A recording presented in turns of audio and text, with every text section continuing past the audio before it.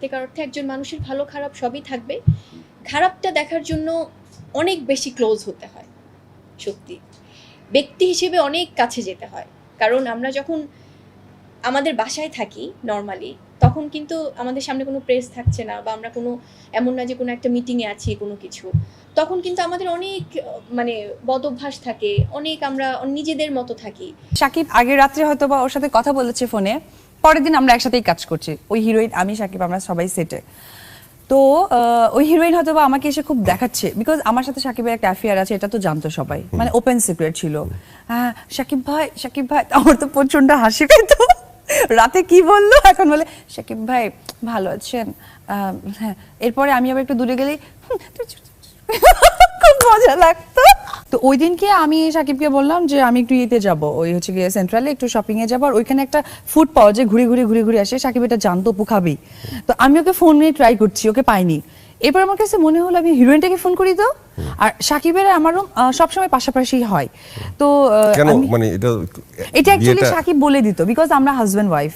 আচ্ছা, যেহেতু কিন্তু মানুষ তো টের পেত না, মানুষ ভাবতো যে নায়ক নায়িকা পাশাপাশি থাকতে হয়, যেটা এখন ইয়ে হয়ে গেছে, ট্রেন চালু হয়ে গেছে, কিন্তু আমরা তো হাজবেন্ড ওয়াইফ ডেফিনেটলি। তো আমি ওকে এসএমএস করেছি, ও কোনো রিপ্লাই করলো না। শাকিব মেজাজ খারাপ হয়ে যাচ্ছে, সেন্ট্রাল তো 9টার পর বন্ধ হয়ে যায়, আর আমাকে ওই খাবারটা খেতেই হবে, জাপানিজ খাবার।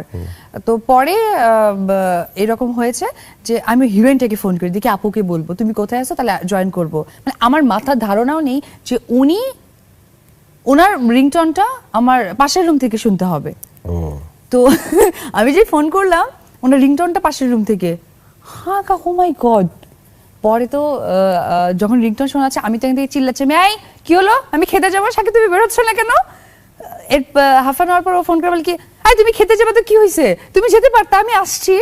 আমি বললাম না, সমস্যা কি, আমি খেতে যাবো জানো না, ওটা 9টার পর বন্ধ হয়ে যায়, আর 9টার পরে যে আমি আবার ওইখানে সুশি টুসি এগুলো থাকে, এগুলো যদি কম পড়ে যায় আমি খাবো না, চলো আমরা খেতে যাবো। আমি বি নর্মাল, বিকজ অফ আমি জানি যে আমার হাজব্যান্ড একজন হিরো।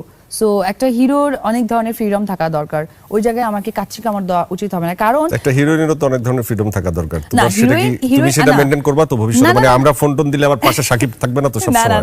না, হিরোইন হলেও আমরা একটা মেয়ের জাতি, আমাদের সম্মান, মান, ভদ্রতা, একাগ্রতা, এটা কিন্তু আমাদেরই দায়িত্ব। বুবলি তো আমার ছেলের কারণে ওর বাবার কাছে গেল, সেটা হচ্ছে বসগিরি সিনেমাটা আমার ছিল। আমাকে শাকিব ফোন করলো যে মানে তোমার রিপ্লেস বুবলি ওই ছবিতে। হ্যাঁ, আহারে তুমি তো তাহলে মানে ও কিন্তু খুব ভালো একটা সেটআপ করেছে, সেটা হচ্ছে যে বসগিরি সিনেমাটাও ভালো করেছে, শুটারটাও ভালো করেছে। আমার রিপ্লেসমেন্টে, ইনফ্যাক্ট আমি ছিলাম না, আমার রিপ্লেসমেন্টে আমার বরের সাথেও ভালো প্রেম করেছে। বাহ, মানে সবগুলো সুযোগ সে কাজে লাগিয়েছে, তুমি বলতে চাইছো? এখন আমি ওকে ক্লাব দিতে চাই, ওকে তাহলে আমিও একটা দিতে চাই।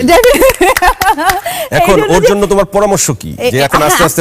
এখন পরামর্শ হচ্ছে যে বুবলি, যেহেতু তুমি দেখে গেছো যে আমার বেবির কারণে আমি বসগিরিটা কাজ করতে পারিনি। ইনফ্যাক্ট শাকিব বুবলিকে যে নিবে, এটা আমার সাথে যোগাযোগ করা ছিল। কি রকম করে, তখন তো আমার 5 মান্থ চলছিল, অ্যাটলিস্ট বেবি বাম্প হচ্ছিল। তো আমাকে বললো যে কোনোভাবেই কি স্কোপ নেই? তো আমি বললাম যে না, স্কোপ তো কি করে হয়, কেউ তো আর জানে না।